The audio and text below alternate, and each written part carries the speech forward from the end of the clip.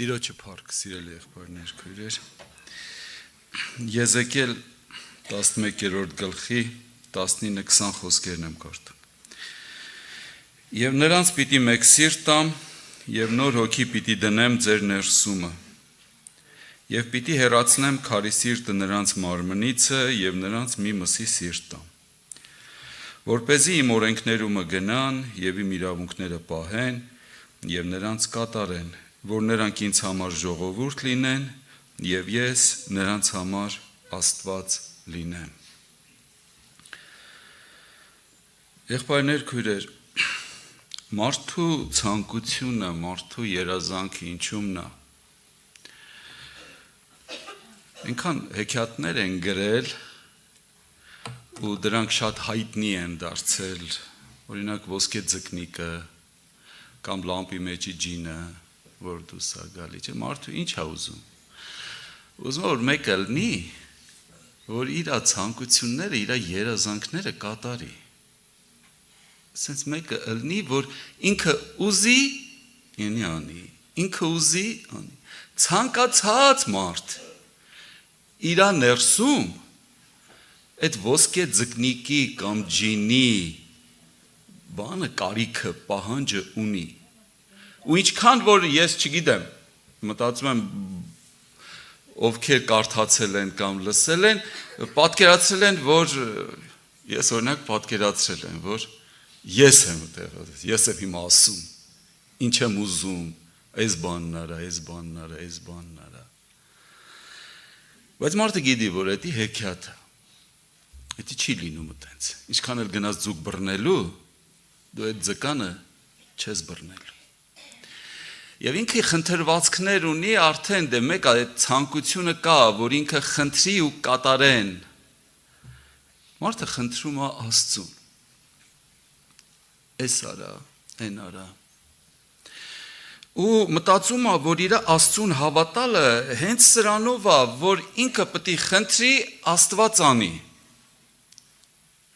Իր Աստծո գործը դրանում է կայանում, որ մարդը դժվարության մեջ է, Աստված դառնում է իր պահապանը, իր թիկնապահը, իր բոլոր հարցերի լուծողը։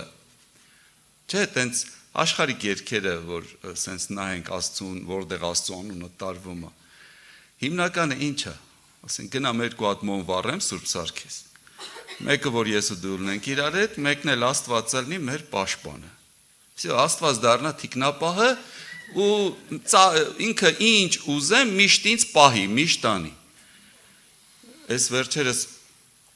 միտեղ մի ընտանիքում տենց Աստծո խոսք էինք խոսում եւ այդ տանկինը ասեց ես հավատում եմ Աստծուն։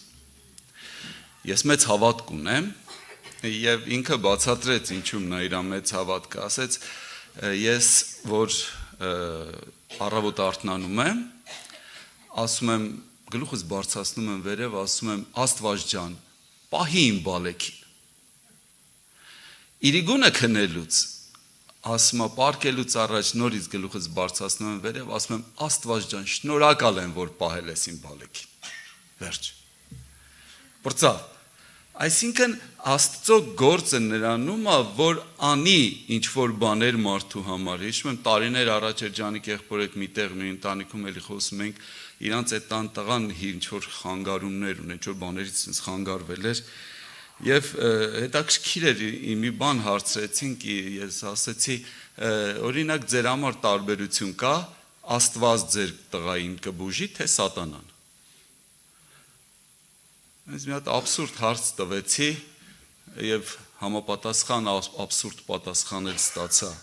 ասեց բացարձակ ոչ կապ չունի այսինքն իրան պետքա մարդուն պետքա որ մեկը իր հարցերը լուծի իր համար ինչ որ բաներ անի իր խնդրվածքները կատարի իր խնդիրներին ժամանակին հասնի եւ թեկուզ ժամանակին էլ չլինի բայց հասնի օգնի եւ սիրելի եղբայրներ քույրեր ինչ ասա սա Աստծուն չճանաչելու Աստծուն չընկալելու հետևանքն է որովհետև Տեր Հիսուսը Հովանու 17-րդ գլխում 17:3-ում ասում է. «Եվ սա է հավիտենական կյանքը, որ ճանաչեն քեզ միակ ճշմարիտ Աստված եւ նրան, որ ուղարկեցիր Հիսուսին Քրիստոսին»։ Աստված ճանաչողություն։ Ադամը փակեց Աստված ճանաչողության դուռը։ Եվ ինքը, երբ որ այդ դուռը փակեց, սկսեց Աստծուն չընկալել։ Գնաց ծառի հետևը պաղկվեց, ինչ որ բաներ սկսեց խոսել Աստծո հետ, անիմաստ, ինքը էլ Աստծուն չէր ընկալում, եւ մարդկությունը Ադամից հետո էլ Աստծուն չի ընկալում, բայց Քրիստոս աշխարհ եկավ եւ իր ախաչով բացեց այն դուռը, որ Ադամը փակել էր, այն դուռը, որը տանում է Աստված ճանաչողության սիրելի եղբայրներ, քույրեր։ Աստված բացվում է մարդուն, իր որդու միջոցով Աստված բացվում է մեզ, սիրելի եղբայրներ, քույրեր, եւ ստեղ ասում է, ես նրանց պիտի մեկ սիրտ տամ եւ նոր հոգի պիտի դնեմ ձեր ներսումը եւ պիտի հեռացնեմ քարի սիրտը նրանց մարմնիցը եւ նրանց մի մսի սիրտ տամ։ Այսինքն քո Աստծո հետ կապված հարաբերությունը, Աստծո հետ կապված հարցերը չի սահմանափակվում քո աղոթքների քանակության եւ աղոթքների քանակության պատասխանով, որ երբ որ դու մտածում ես Աստծո մասին, նայում ես, այս վաղտես հարցս լուծեց, այ այս դժվարության ժամանակ այս վիճակից անեց, ավտոյով գնում էինք, ավտոն շուռ եկավ, սենց ձորերով, սենց ընկավ, ով եկավ տեսավ, ասեց, այս ավտոյից մարդ սաղ դուրս չի գա, բայց ահա ինձ մի հատ սենց քերծված կել չեղավ, Աստված ինձ պահեց, փառք Աստծո։ Ես ուզում եմ, որ ստեղ այս բանի ящիկի մեջ, այս ամանի մեջ ինչքան հոգս է դրվում, ինչքան գցվում է, Աստված պատասխանի։ Աստված օգնի մեր բոլորի հոգսերին, դժվարություններին եւ իր պատասխանը տա երկնքից, սիրելի եղբայրներ, քույրեր, բայց ուզում եմ մի բան, մարդ Աստված հարաբերությունը վեր է դրանից։ Աստված ճանաչողությունը վեր է իմ հոգսերի իր պատասխանելուց։ Աստված ճանաչողությունը դա քո ու իր հարաբերությունն է, քո ու իր այդ մտերմությունն է, այն է,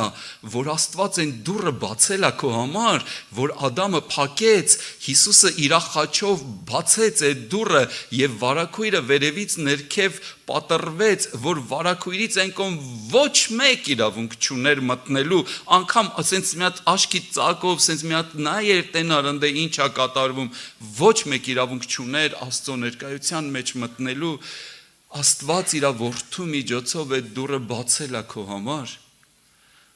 որպեսզի դու սկսես ընկալել իրան, ճանաչել իրան։ Աստվածային կյանքի այդ հաղորդակցությունը քո մեջ լինի եւ դու արդեն քո հարաբերությունը Աստծո հետ արդեն վերադառնում բոլոր այն կարիքների, հոգսերի, դժվարությունների, խնդիրների, առողջության եւ այլ մնացած խնդիրների պատասխանից դու սկսում ես ճանաչել իր սերը։ Սկսում ես Աստծուն ուրիշ ձև ընկալել։ Սիրելի եղբայրներ, քույրեր, ես Սուրբ Գրքից մի երկու հատ օրինակ եմ բերելու, որը շատ զարմացնում է, որը երևում է, որ այս մարդիկ Աստծուն լրիվ ուրիշ ձև են ճանաչել։ Ուզում եմ Եբրայեցիս թղթից մի հատված կարդամ 11-րդ գլխից։ Տեսեք, Եբրայեցիս թղթը 11-րդ գլուխը խոսում է հավատքի մարդկանց մասին։ 36 խոսքում ասում է միջև էտել, բայց ես 36-ից կկարդամ միջև 38-ը, որ խոսում է մարդկանց մասին, թե ինչ ճանապարհ են անցել, հələ ուշադրություն դարձրեք, հավատքի մարդկանց մասին է։ Մյուսներն էլ նախատինքների եւ ծեծերի, կապանքների եւ բանտի փորձը առան, քարկոծվեցան, սղոցվեցան, փորձանքի մեջ ընկան, սրով սպանված մեռան, ոչխարների մորթիներով եւ այծերի կաշիներով ման եկան,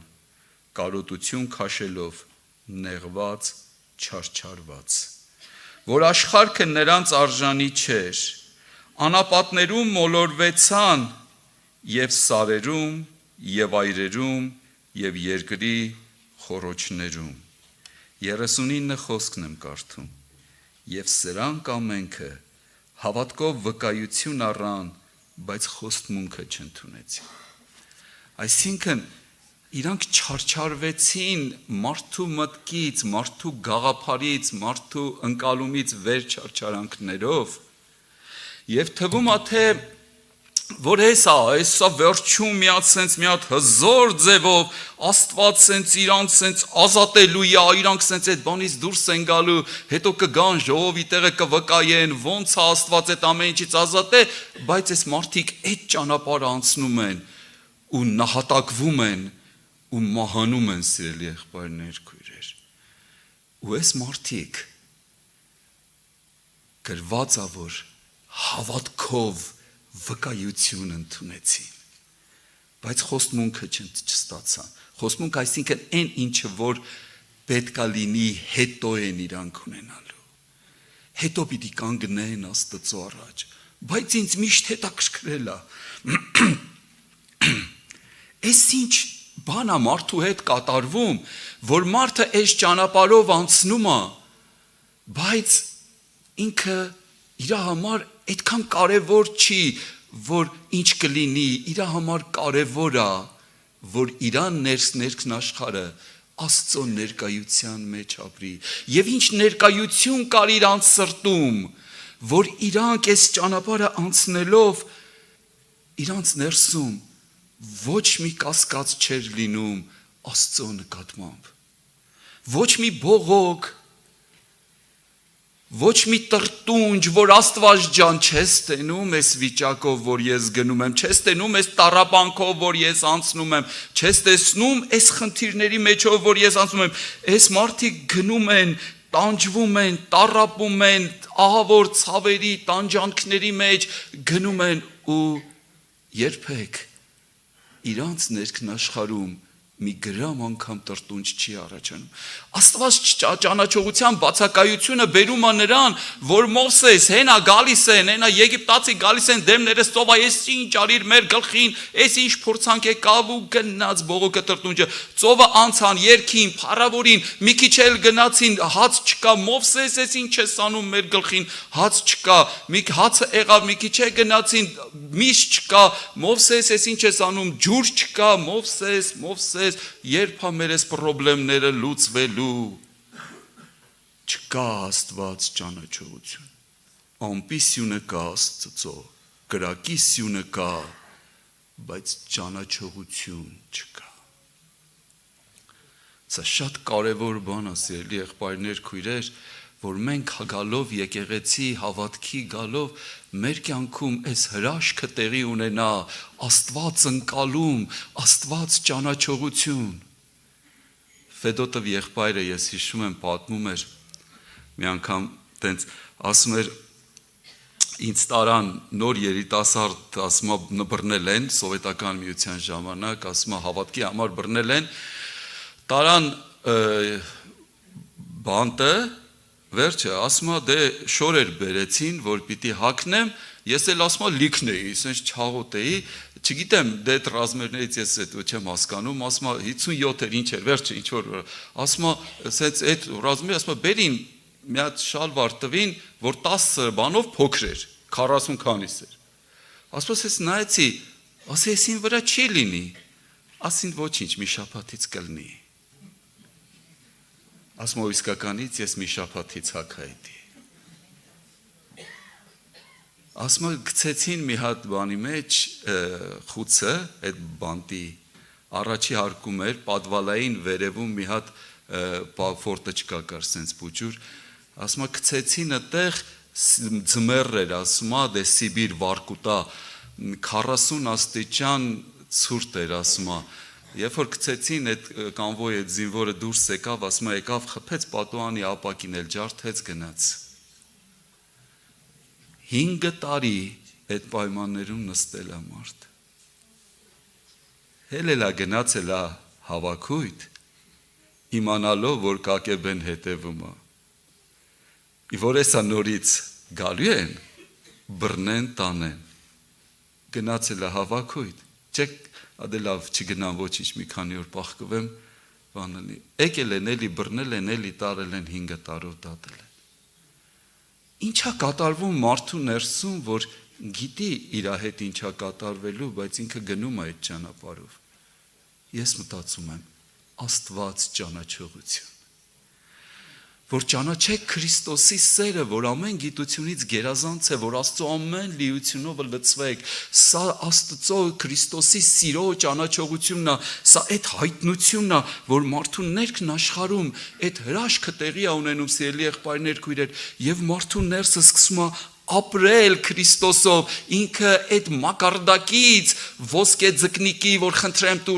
տուր, ես ուզեմ դու տուր, ես ասեմ դու արա, ես էլի մի քիչ խելոք կպահեմ դրա համար, ես մի քիչ լավ կպահեմ, որ մեկ էլ աղոթում եմ չի լինում, ասում եմ տենաս ինձ որտե եմ վատ պահե, որ Աստված չի անում, այս պրիմիտիվ մակարդակից մարդը դուրս է գալիս։ Սկսում է ուղղակի Աստծո հետ շփվել, հարաբերվել, երջանկանալ, որ ինքը Աստծո երեխան է, երջանկանալ, որ ես Աստծունն եմ, անկախ նրանից իմ դժվարությունների քանակը ինչքան է, իմ փորձությունների քանակը ինչքան է, իմ հիվանդությունների քանակը ինչքան է, անկախ նրանից ես ինչքան դժվարություններ ունեմ ես կյանքում մի բան հաստատ, այստեղ, ներսում,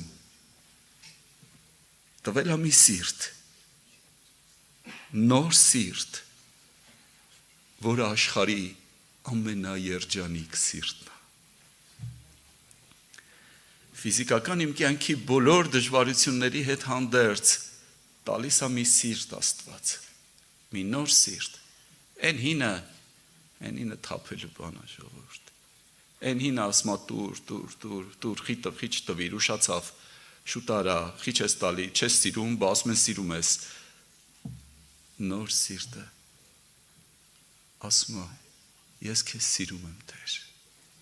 անկախ իմ կյանքի բոլոր դժվարություններից, ես գիտեմ, որ դու սիրում ես ինձ, ու համապատասխան ես էլ սիրում եմ քեզ։ Մի օրինակ եմ ուզում բերեմ սիրելիներ Սուրբ գրքից, Դանիել մարգարեության մեջ է,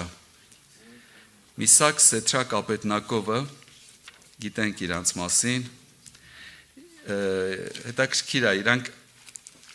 որ բանը դուրս է գալի հրամանը, որ պետքա այդ արձանը կանգնացրել է Նաբուգոդոնոսորը, հիմա բոլորը պետքա երկրպագեն այդ արձանին։ Հիմա հրամանա տրվել, որ հենց մի հատ փողը հնչեց, սենց ծնկի են գալի ու բոլորը սկսում են երկրպագել այդ արձանին։ Հիմա Միսակ Սեդրակ Աբեդնագովը չեն երկրպագում։ Գալիս են, ասում են, այն 3 հոգին չեն երկրպագում, շատ է բարկանում, որովհետև շատ հզոր կա Իսրայել, ինքը Նաբուգոդոնոսորը ու իր հնարավոր չէր, որ իր մի խոսքը, ինչ-որ մեկը մի վարկյան չաներ, դες բան չկար, ու մեկ էլ լսում է 3 հոգի իր կանգնեցրած արձանին երկրպագություն չեն անում,